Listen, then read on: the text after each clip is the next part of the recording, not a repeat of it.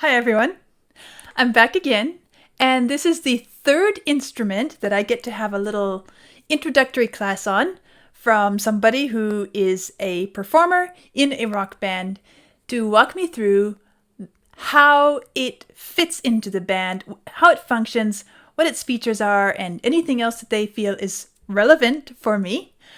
This is going to be about the synthesizer keyboard. And I'm curious about this because I am a pianist and I've performed a lot of piano music.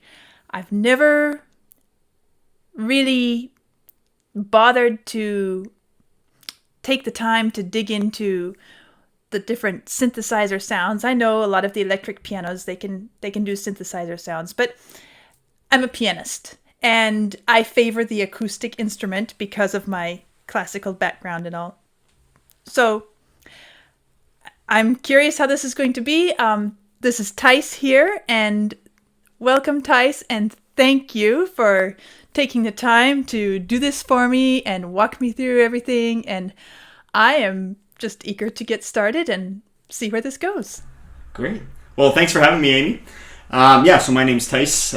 Two of my partners in music and business have already been on here. Carl and Graham doing their bits on guitar and drums. Mm-hmm. So I'm here to do a little bit of a talk about keyboards, synthesizers, and specifically how they fit in rock music.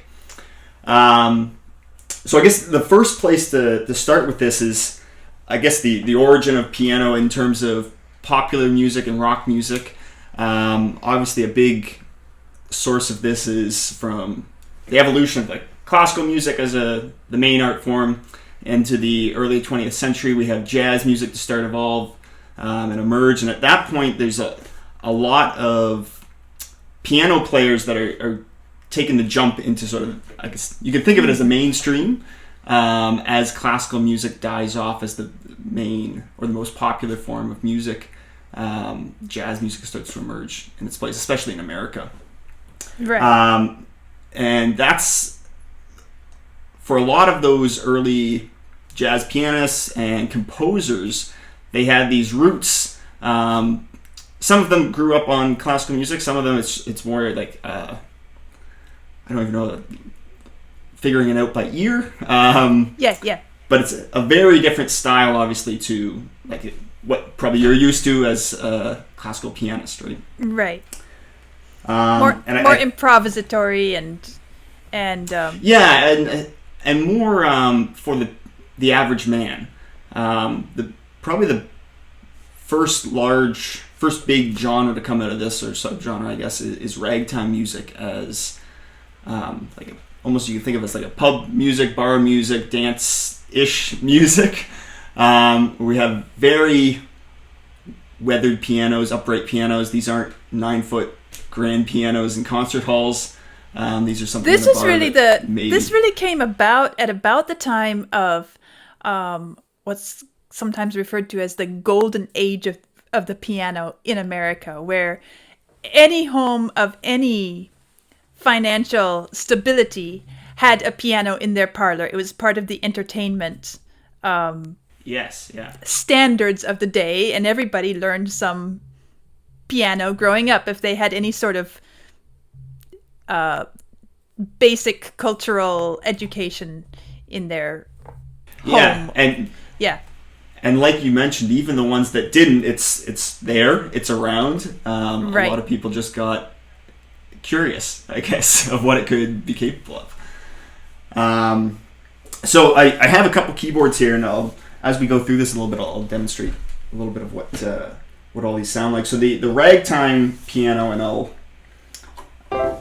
leave it on our sort of standard piano for now, but the ragtime is primarily like a solo. Again, it's for bars, it's for pubs, it's for gatherings, and having fun. So you get this very busy piano work, especially with the left hand, this sort of oompa and back and forth.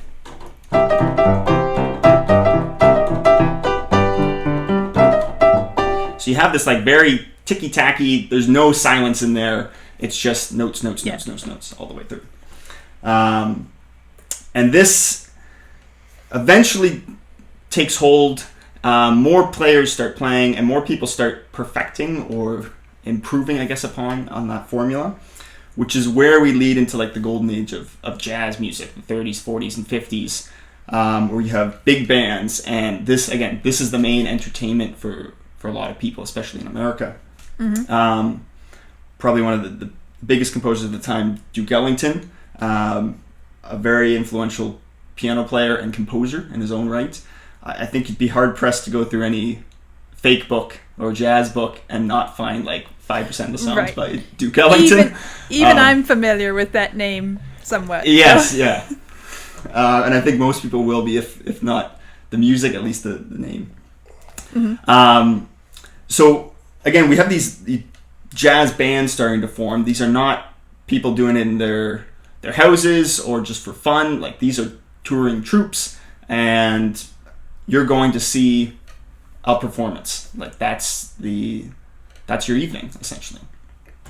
And this is where the piano becomes more part of the mainstream and the popular music. After that point, and this is I guess you can think of as the birthplace of rock or rockabilly and rock and roll, where the guitar becomes, I guess, the most popular instrument at that point. Mm-hmm. And piano's trying to find its place in all of this. One of the, I guess, drawbacks of piano, especially at that time, is it's a very stationary instrument. Right? I'm set up here. I'm not going to be pulling these around. And even you think of a big piano, an upright piano, even a grand piano, it's staying put for the whole thing. Whereas a guitar, you can be a lot more of a performer and take on the theatrics around that as well. So the early rock and pop music, when you've got piano players, I think that probably the biggest one a lot of people will be comfortable with or know is Great Balls of Fire by Jerry Lee Lewis. And that same sort of energy that's there in ragtime music is still here, where we have this like very staccato, very, I guess, aggressive sounding piano.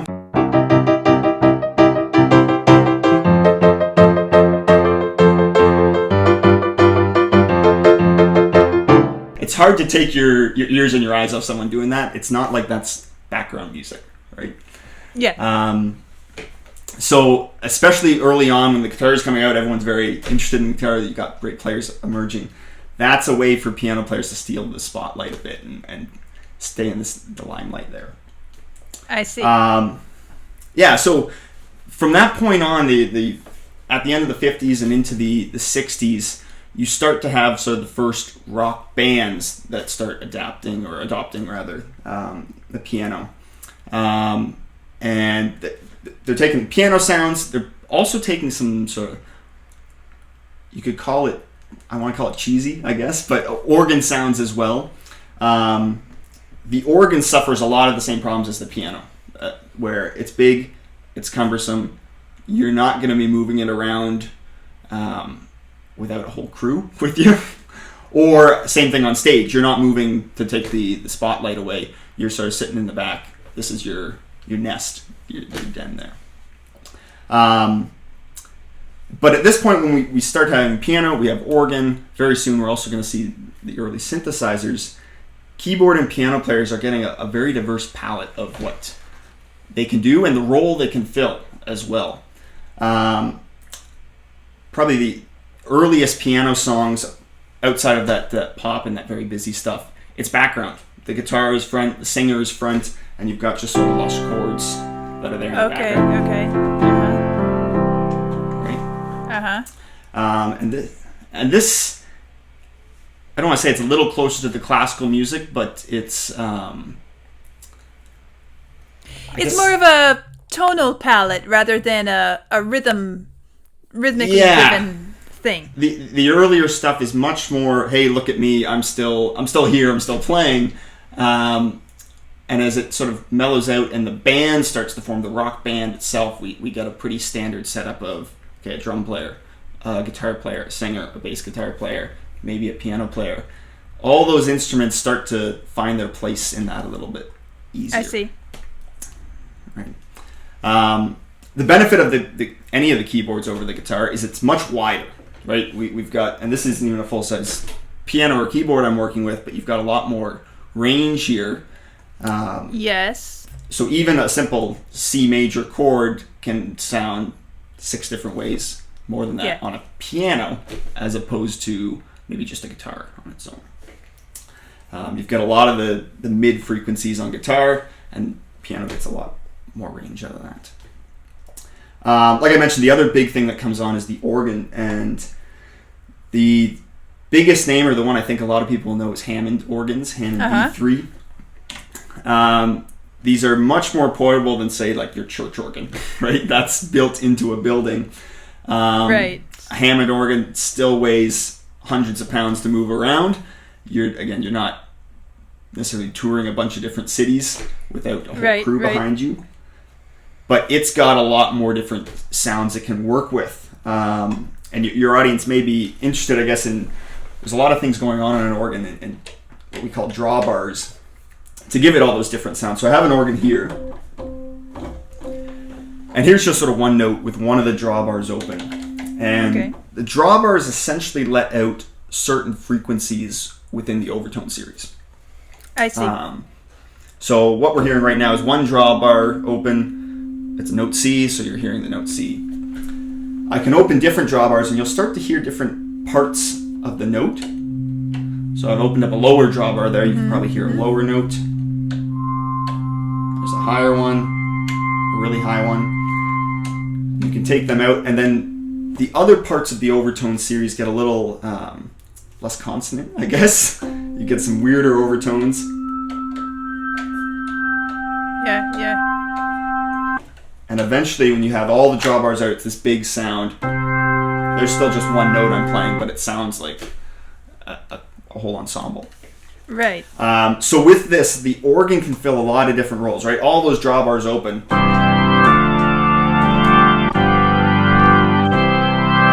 There's like your church organ, your big sound. Yeah. And you might not use that so much in rock music, but you can sort of temper that a bit, open some a little bit halfway, and get some sounds that...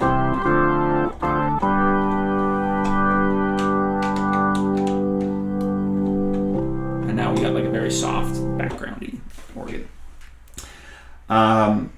The other thing that comes along with the organ is different speakers, and the Leslie rotary speaker is a very iconic sound of organs, especially in this time in the 60s and 70s.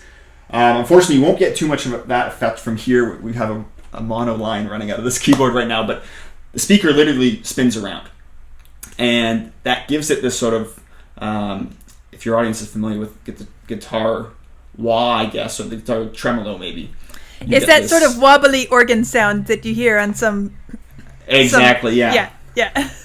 And so because that speaker is spinning, a lot of times when you're recording that, you've got two microphones catching when it comes around this way, and then one when it comes around back the other way. I see. Because of what we're running right now, we just have a single line coming out, not a left and a right. You won't quite get that, but you can definitely hear, the wobbly sound is probably the best description for that. This is all happening at the birth of the rock band in the 60s and the end of the 50s. And from here, very virtuosic players start taking what I guess you could call amateurs have started. Mm-hmm. And the two biggest names that I looked up to, and I think a lot of keyboard players will look up to around that time, are Keith Emerson and Rick Wakeman of the bands Yes and ELP. Okay. And these were guys that were just machines. They were piano players, they were keyboard players, they were virtuosos on their instrument, and they weren't going to play background within a band. Again, they're like that Jerry Lee Lewis, I'm front and center, look at me go sort of thing. Because of all the advancements and all the different sounds we can get, they could play all these different roles, but they had this massive range of what they could do within the bands they were in, within Yes and ELP specifically. I see. Okay. And at that stage too, the keyboards I have here are probably less than 10 years old each. Technology's come a long way from the 60s and 70s. But if you look up pictures of, especially Keith Emerson, he's probably the best case of this, playing live, you'll see him surrounded by 5-6 keyboards and a wall of synthesizers behind him. Okay. Because that's how you had to get all these sounds. It wasn't in a little nice computer here. Interesting. And you'll see them playing. They're playing on these two for a while. Okay, then I want this one up top here, and then I want this one here, and they're just juggling. So it's almost everything. like different manuals on a pipe organ, where you have, it's that 3, to 4, like 5, the extreme 6 manuals. Yeah. Okay. Because as the manuals on an organ, you're still getting an organ and an organ, two different sounding organs, but they might have an organ here, and then one kind of synthesizer here, and another kind of synthesizer here, and this one's set up to be somewhat like a piano there, and everything is turned on and going the whole time, and they're just running back and forth when they need to. Okay. Yeah, and at this stage, we start to see, like I mentioned, some of the earliest synthesizers start to emerge. And at this point, it's probably a good idea to get into what a synthesizer is doing a little bit. Because this is probably one thing that most people are not too familiar with. We can see how a guitar works. We can see how a drum works to a degree. But what's going on inside one of these? So the one I have here is meant to mimic one of those earliest, what we call modular synthesizers or analog synthesizers. Okay. And what they are at their base is a frequency generator. They're generating a certain frequency and a certain kind of waveform. So I'm going to cycle through a couple here, and you'll hear the difference, but these are a couple sort of standard ones that we might hear. So this is what we call a sawtooth wave. It's going to be very sort of buzzy almost. And there's no effects, there's no nothing on that. That's just what a sawtooth wave sounds like. Another common one's a square wave. It's a little mellower, almost like it's humming. Right. And then another popular one is a sine wave, which is a very smooth, rounded wave.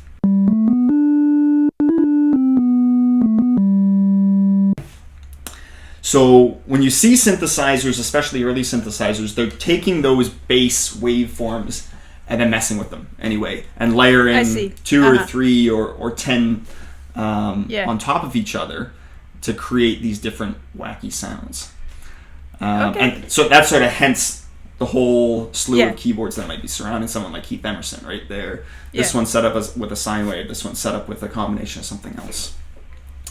And oftentimes what happens is you can shape that waveform after the fact. So a common effect, I don't even think it's an effect because it's a little more base than that, it's something called a filter, where we can control what frequencies are coming out. Okay. And oftentimes how a filter is set up is it cuts off the frequencies at a certain point. So when we hear a note, we're really hearing a wide spectrum of frequencies. Yeah. They're not all as equal as each other. We might be hearing this one more or higher ones less, whatever it happens to be. But the filter will often cut off a certain amount. So as I sort of add this cutoff in on this filter, you'll hear it get mellower and mellower.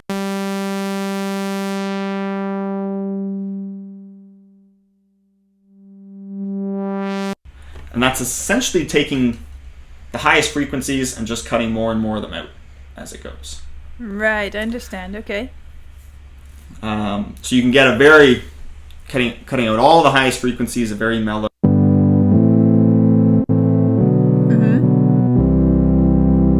And that same sound without any of that filter. Yeah. Right? You get that sparkly, almost that high end. Yeah. And then the other common thing that's present in a lot of synthesizers is what's called an envelope, which lets you shape that sound over a very brief amount of time. So it may be, there's generally sort of 4 elements of an envelope, what we call the attack, delay, sustain normally, and release. So the attack is how fast that note takes to get to its highest point. So if I take that sawtooth sound, this is with no attack. You're hearing that sound right away. And if I add some attack, it means we're taking longer, adding time to get to that peak. I see, right. So the higher I go, the more it's going to sound like it takes longer to get there.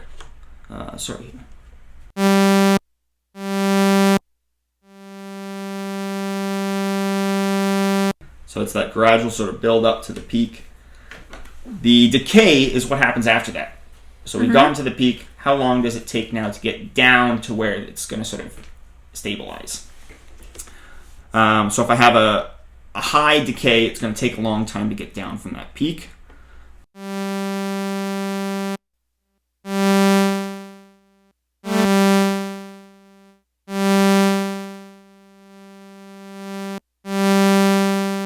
So you can hear there it sort of has a little bit of attack to go up, a little bit of a decay to come down, and then stabilizing at that sustained level. Right, okay. Interesting. So and then it's kind of it's giving you the ability to manipulate exactly how the note shapes itself.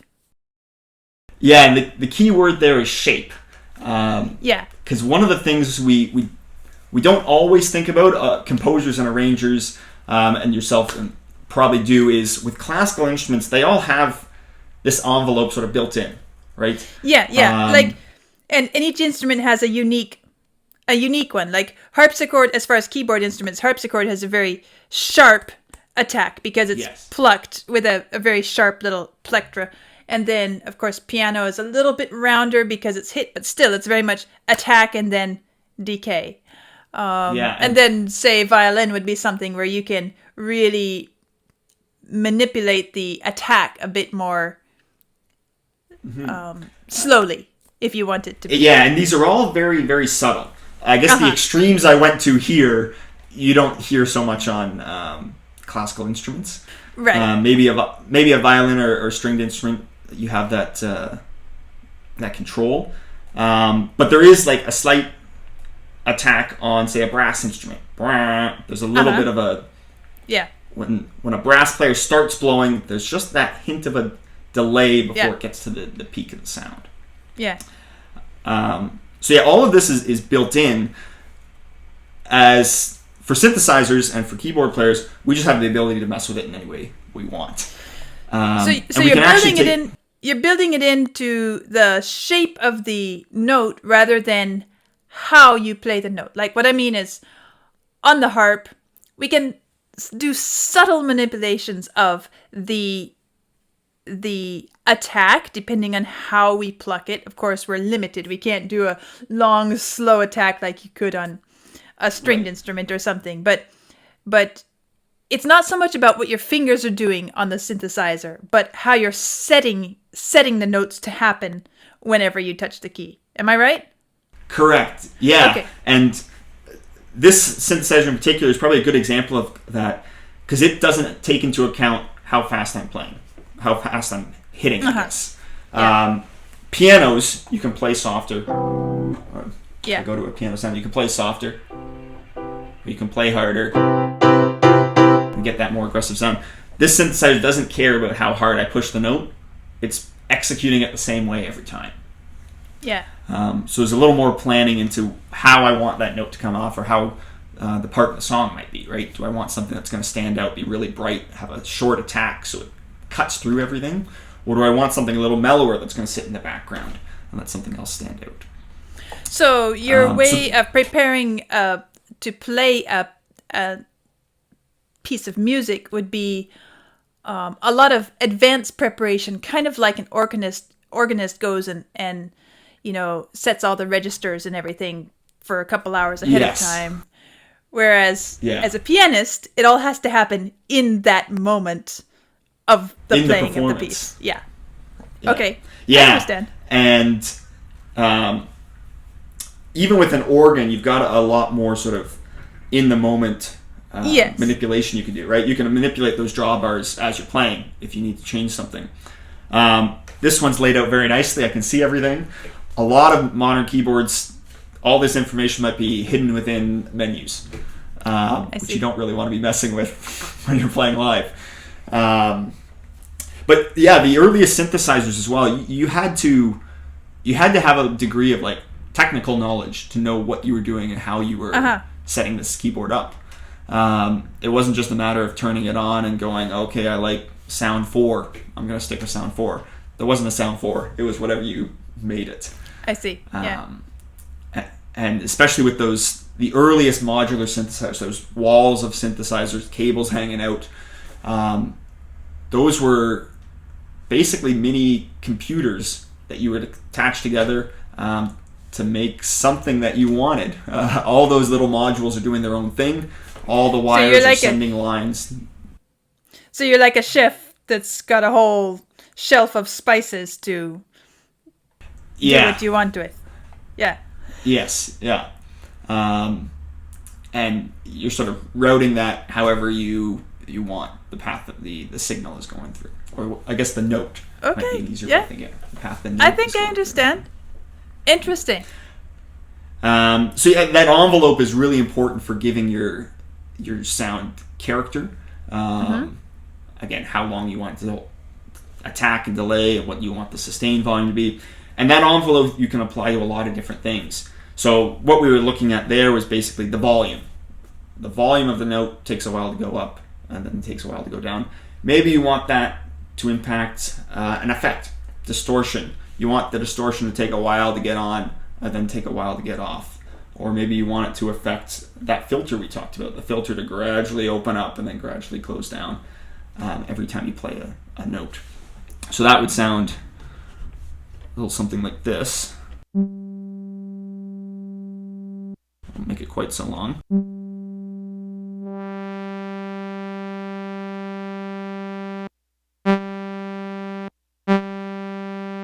And you can hear that sort of cut at the beginning where the filter is very open, and then it closes off after that.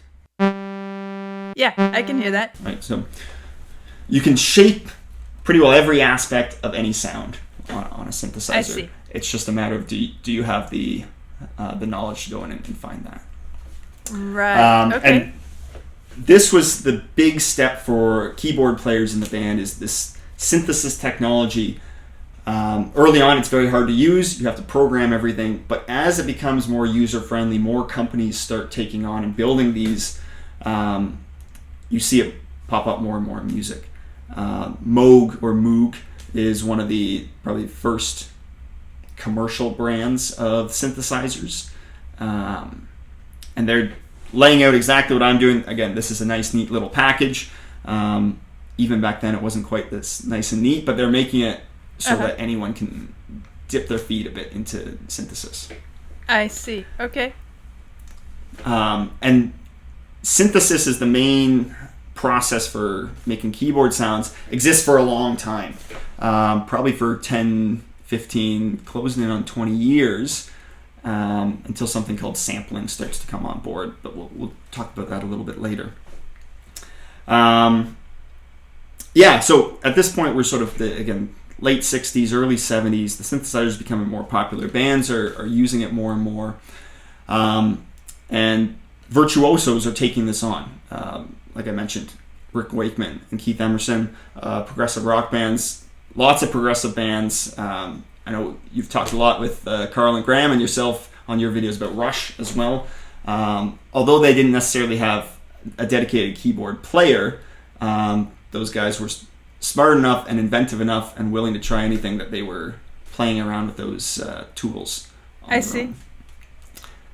Nice. And a lot of these sounds, again, they're meant to fill up space.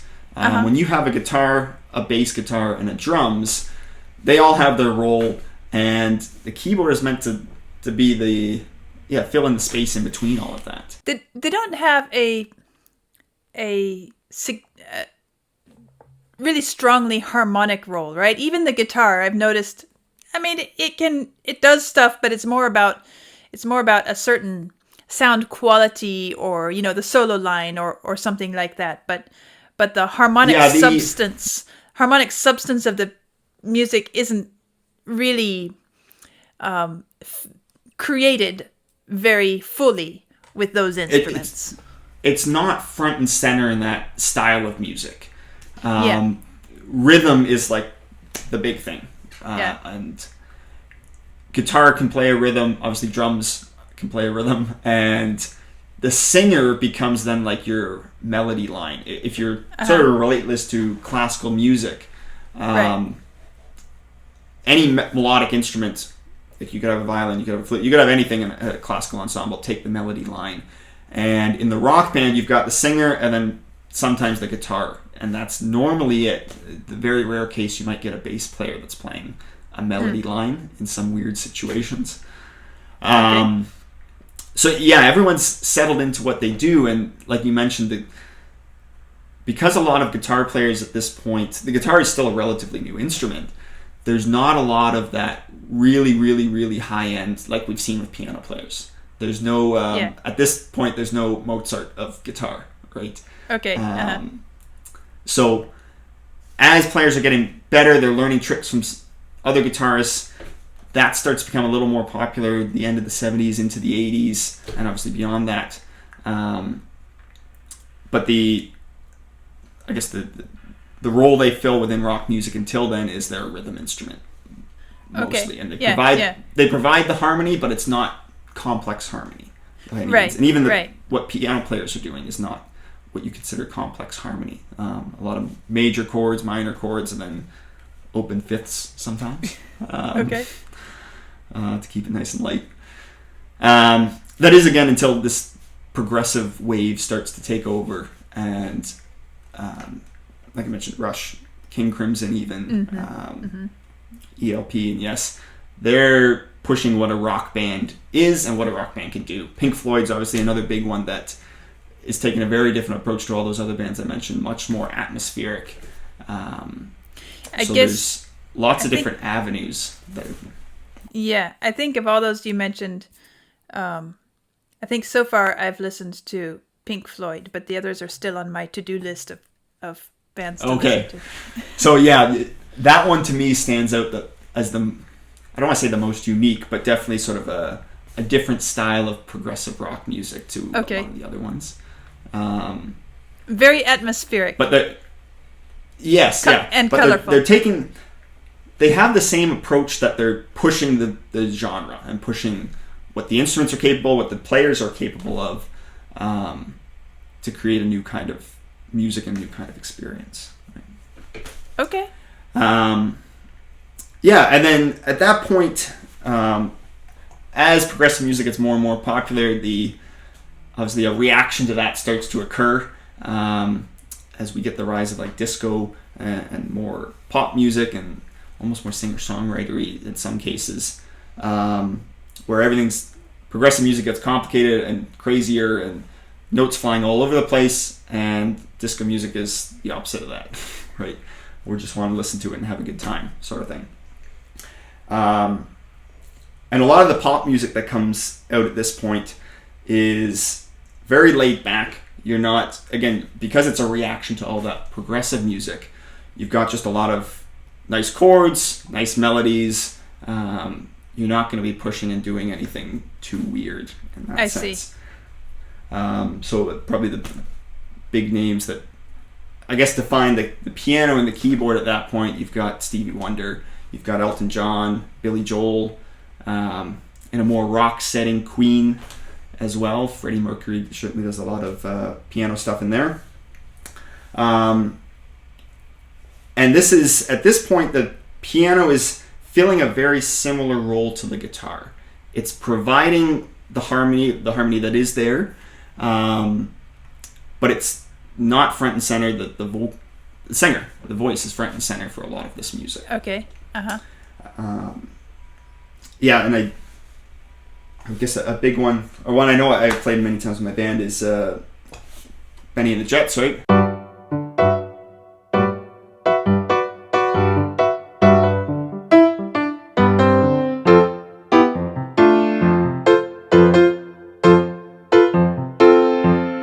And that's, especially compared to classical music and progressive music, that's a walk in the park. There's not much going on. Yeah. It's certainly catchy. It's certainly, you want to sing along, you want to listen to it, you want to tap your toe to it.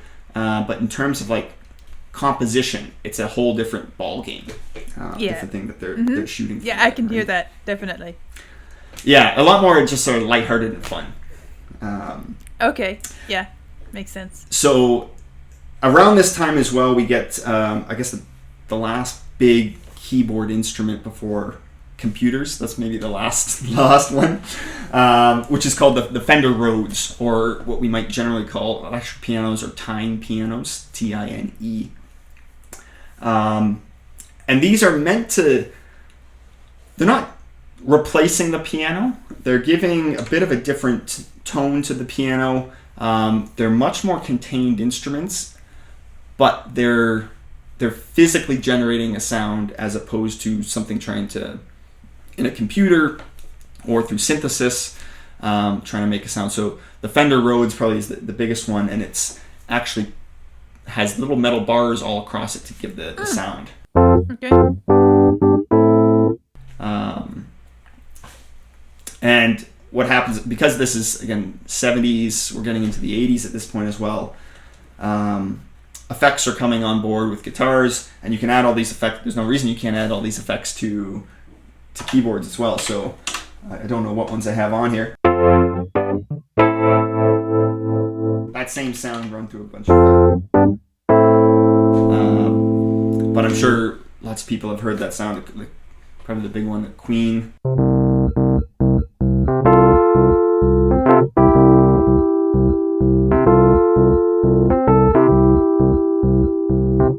You're My Best Friend. That's a big one for the Fender Rhodes. Okay. And the cool thing with these instruments now is, in the grand scheme of things, this is coming out in the 70s. At this point, they're 50-year-old instruments. You can still find them around. There's still stores or even museums that'll have them. But they feel like you have to work it into the instrument a lot of the time. It's not so light and fun as a modern keyboard, right?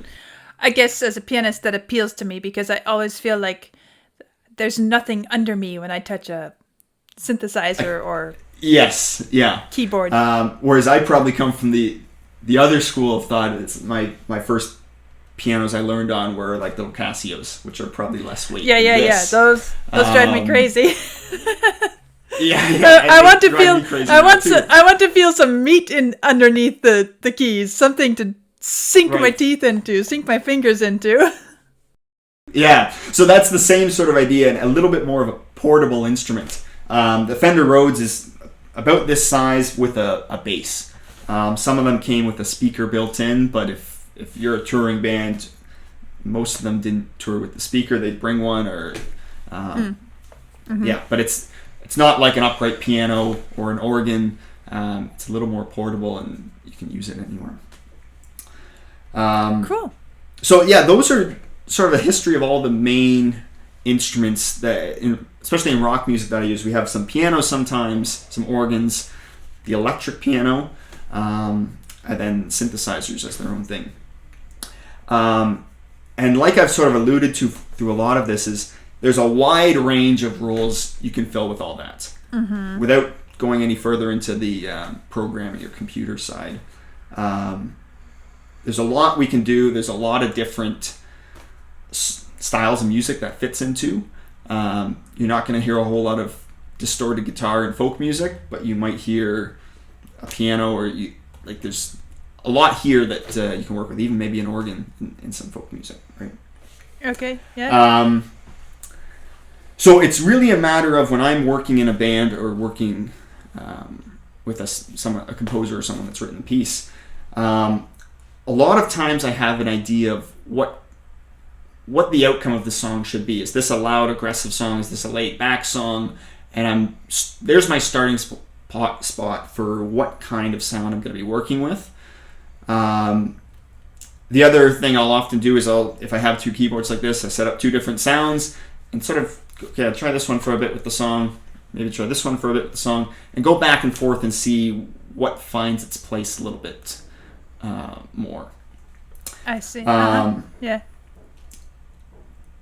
Yeah. After that, as we get into the late 80s and the 90s, the computer obviously becomes a very important tool for worldwide.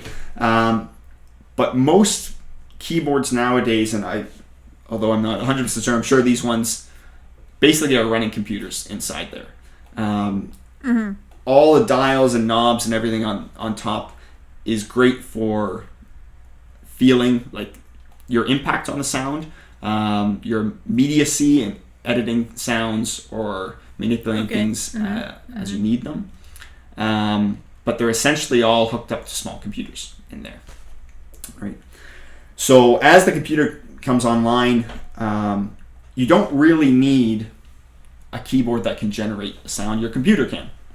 And so one of the main, I guess, tools or terms you may have been familiar with is MIDI, M-I-D-I. Yeah.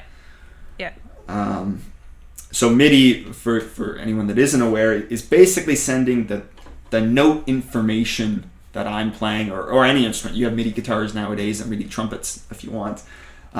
So it's sending the data that I'm playing this note, and I'm playing it at this volume, and I'm pressing it on at this point and letting off at this point, sending all this sort of very granular data, and then the computer takes that data and applies it to any sound I want. So we can apply it to a piano, we can apply it to a synth, we can apply it to, I guess the last big thing here is a sample.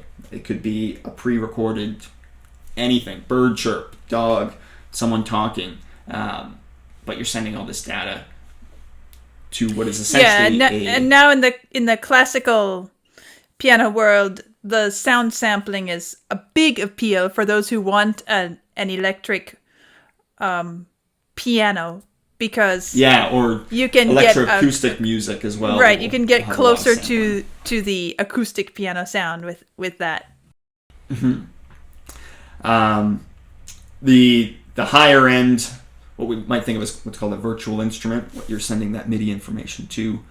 Higher end ones are just taking in more data and sampling a lot more factors, I guess you could call it. So they might be simulating where a mic is placed in a room when you're recording. It might be simulating how big the room is that you're getting the sound in. It might be simulating how big the instrument is. Is it a grand piano is going to sound different than an upright piano, which is going to sound different from a toy piano, right? But the great thing with MIDI is you can send that same information and you can record it. You can record that MIDI and send it to 5, 6, 7 different sounds if you really wanted to. Okay, So that's, for me at least, and I know other keyboard players and the producers work differently. For me, that's normally the last step when I'm working on a song. If I'm working with a singer or a band or writing my own stuff, I don't really want to be digging through a computer menu to find something that I want. I want something very immediate that I can touch and play. And then if I want to tweak it a little bit later, I have that ability because the MIDI information is still there. Cool. So I hope that gives you a bit of an overview of what's capable here, what I guess I do in these situations. I know other piano players that work very differently. There's people that, I'm just going to sit at my piano, my upright piano, and write songs, and that's the extent of what they do as a keyboardist or a pianist, right? Yeah. But there's a wide range here, a lot of different things. Yeah. It fascinates me because when I've gone to play a keyboard, electric piano instrument, I've always found it a bit frustrating because I'm used to working with the acoustic instrument and its abilities through my fingers, through touch, right? And there's a whole art form built around that, of course. But it fascinates me to see how it is that you, playing an electronic instrument, go through the same process of deciding, okay, this is the sound I want. Now, these are the steps I have to take to achieve it. So you're not just stuck. When I sit down at a synthesizer, keyboard, whatever, I feel like I'm stuck with no means of expression of coloring the music because I don't know how it works, right? It doesn't do what the piano does when I go to touch the keys, right? And so to me, it's a very frustrating experience to sit down and try to create the music that I want because it doesn't work. But now I'm understanding a bit more how you go about to get the colors and the articulations and the different parameters of each note that you're after. Yeah, it's a very different kind of expression that you get out of, or like you mentioned, sort of program into some of these sounds as opposed to a classical, like a grand piano or an upright piano or even an organ. There's a lot of physicality there. Part of that too is because the instrument's so big, you're feeling a lot of it. Like the room is vibrating, your seat is vibrating, and you don't necessarily get that, especially if you're playing and you've got headphones on. There's nothing shaking. It's just my fingers touching the keys and I'm hearing something as a result. But you're still not just playing, shall I say, flat. You are shaping the music, but through a different process, in a different way. Yes, yeah, and a lot of especially on forget about the synthesizer for a second. A lot of the piano, electric piano, the organ, there's still a lot of shape you can have there.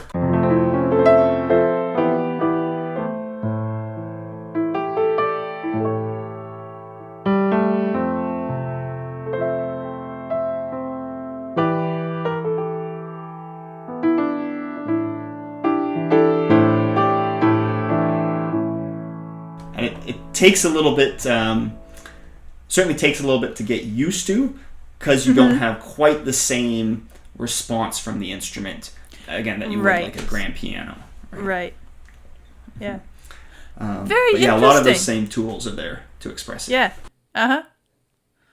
Interesting. Well, that's very informative, and I guess I can appreciate a little bit more now what the keyboard synthesizer player is doing. Yeah. That's fascinating to me because, I've always felt like they were, out of ignorance, I've always felt like they were a lesser instrument, something that I don't want to deal with that. It doesn't give me what the piano gives me. Right, yeah. And a lot of it has to do with your experience in classical music. That's probably where your brain is focused a lot of the time, right? This is the kind of music that I'm trying to create. Even if you go in thinking, I'm going to play a rock song or play a pop song, you have all this experience that is telling you to do things certain ways, that probably leads itself to more classically styled, right? Yeah. I was just reminded because there's very iconic keyboard parts, certainly through the ages, and these are things that are not possible, I would say, on a piano or electric piano. Yes, you can play all the same notes, but it's not quite the same effect. So I wanted to play a couple real quick for you, just to demonstrate again with the synthesizer side, the impact, I guess, it could have. So I imagine a lot of people will be familiar with this, a Van Halen song. We'll put it up to the right octave here.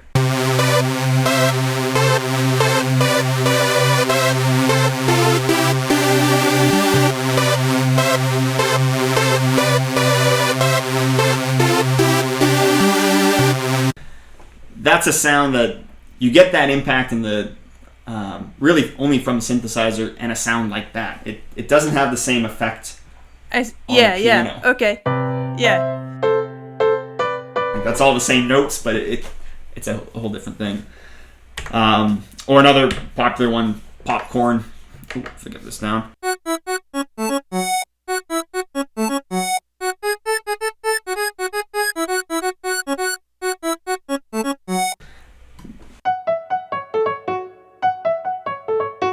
It doesn't quite have the same edge on, say, a piano or even like an organ.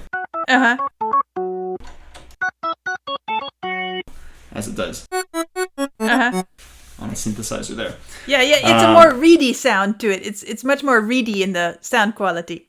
Yes, yeah, and both of those are sort of front and center iconic synthesizer lines. Those are not the in the background things that you might hear somewhere else.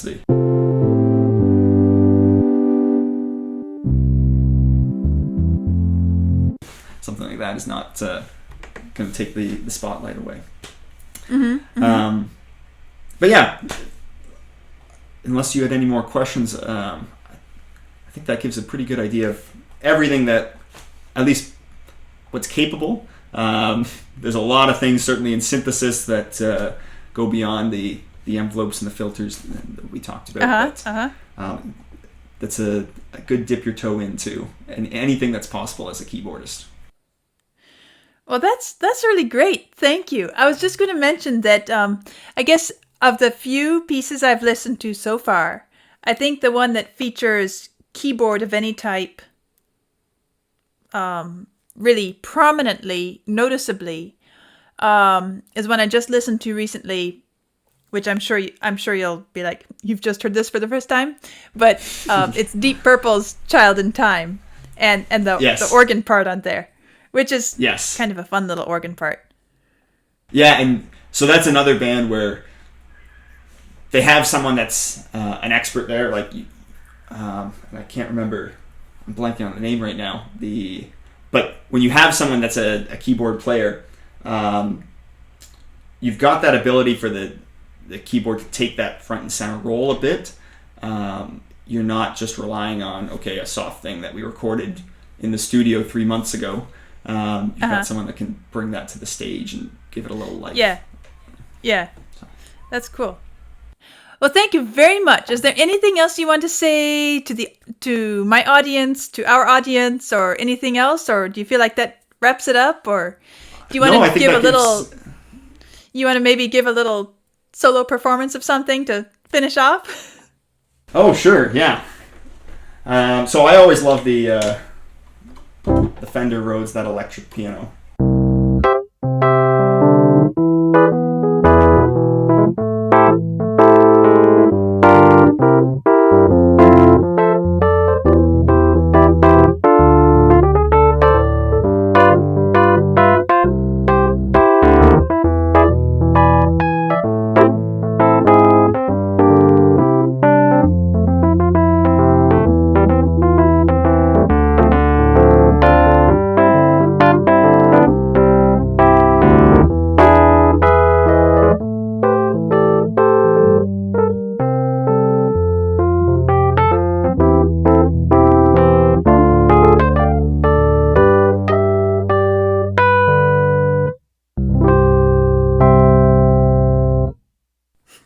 Thank you.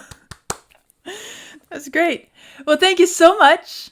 Thank you again for your time and for walking me through all of this. And it was enjoyable, educational, entertaining for me, hopefully for everybody else who's watching this. And we'll wrap it up at this point, and I'll see you again sometime, I'm sure. I'm sure, yes. Thanks for having me, Amy. No, that was a lot of fun. And hopefully everyone learned a little bit from that. Yes, that's great. Thanks a lot. We'll see you next time.